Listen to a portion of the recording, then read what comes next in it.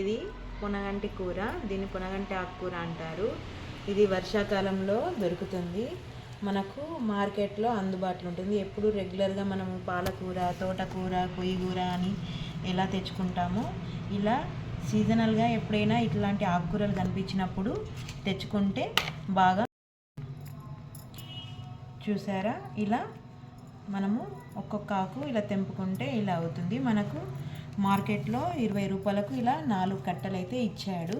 ఇలా ఉంటుంది పొనగంటి కూర అని అంటే. ఒక్క నిమిషం, చూసారా ఈ విధంగా ఉంటుంది. దీనివల్ల మనకు ఎన్నో బెనిఫిట్స్ ఉన్నాయి, ఆరోగ్యపరంగా చాలా మంచిది మనకు. ఇది ఈ ఆకుకూరను మనము ఫ్రైగా చేసుకోవచ్చు, పప్పుగా కూడా వండుకోవచ్చు, పెసరపప్పు వేసి పొడి కూర లెక్క కూడా వండుకోవచ్చు. ఇది మనకు తెంపడానికి చాలా కష్టం అవుతుంది, కానీ మన ఇంట్లో అమ్మలు కానీ అత్తమ్మలు కానీ ఎవరైనా ఉంటే వాళ్ళకి ఇస్తే తెంపి పెడతారు. ఈ ఆకుకూర వల్ల మనకు ఎంతో లాభాలు ఉంటాయి. ఇలా నేనైతే 1 గంట నుంచి తెంపుతున్నాను. ఇలా చూడండి ఈ విధంగా అవుతుంది. దీన్ని మనము కర్రీ లెక్క, పప్పు లెక్క వండుకోవచ్చు. దీన్ని పొనగంటి ఆకుకూర అంటారు.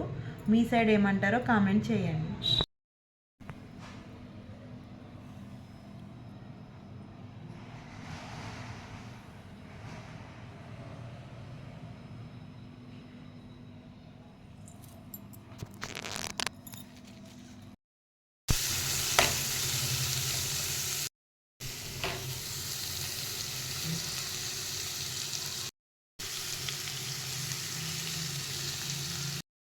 చూసారా, ఇలా పొనగంటి ఆకుకూరను ఇలా వేసి తాలింపు వేసి మనము ఒక 5 నిమిషాలు మగ్గనియాల.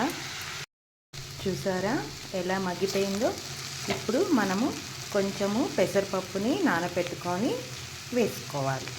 ఇలా నానబెట్టుకున్న పెసరపప్పును కొంచెము వేసుకోవాలి.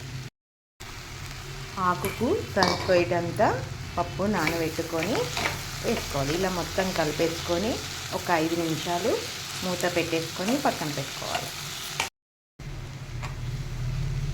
కర్రీకి సరిపడా ఉప్పు వేసుకొని కలుపుకొని పక్కన పెట్టేసుకోవాలి. ఒక 5 నిమిషాలు స్లిమ్ మీద ఉడకపెట్టుకోవాలి. చూసారా, పొనగంటి ఆకుకూర పెసరపప్పు పొడిపప్పు రెడీ.